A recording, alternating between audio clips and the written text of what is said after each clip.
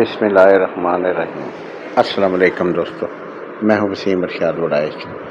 दोस्तों, रात को बहुत ज़्यादा तूफ़ान आया था और बिजली भी बंद हो गई और ज़ाहिर बात है एरिएशन भी बंद हो गई। सुबह उठा हूँ तो ये देखा पाकू मछली है, ये सारी बाहर मुँह निकाल कर ऊपर सांस ले रही है और बहुत मुश्किल में है। तो मैंने सोचा दोस्तों से शेयर करूं, क्योंकि इस तरह की चीज़ें दोस्तों को मालूम होनी चाहिए। पाकू जो है ना, वो एरिएशन कम बर्दाश्त नहीं करती और ये तो पूरी रात बिजली बंद रही।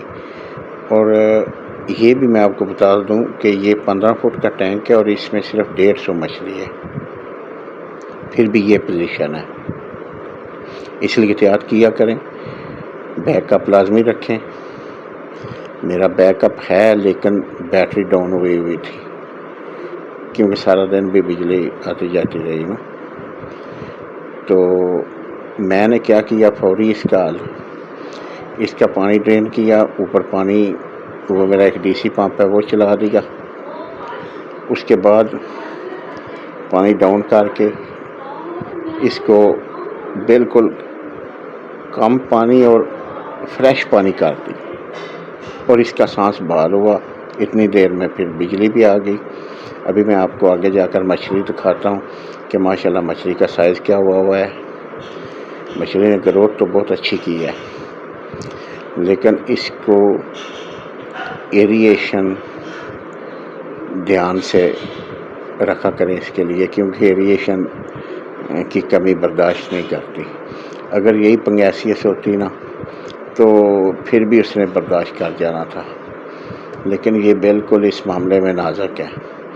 तो दोस्तों, ये बताने का मकसद आपको ये है कि अगर आप पाकू डालें तो आप ये समझ लें कि इसको एरिएशन का निज़ाम अच्छा खासा मजबूत रखना पड़ेगा।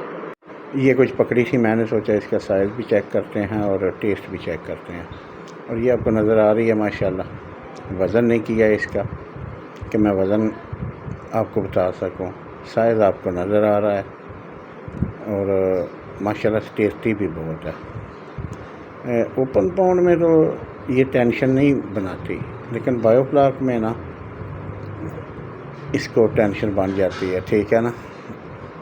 इसलिए ये बात बतानी आपको ज़रूरी समझी मैंने, क्योंकि मैंने आपसे वादा किया था कि जो भी अपना तजर्बा होगा इंशाल्लाह आपसे शेयर करूँगा। बाकी इंशाल्लाह अगली वीडियो में मुलाकात होगी। दुआओं में याद रखना। ओके जी, खुदा हाफ़िज़।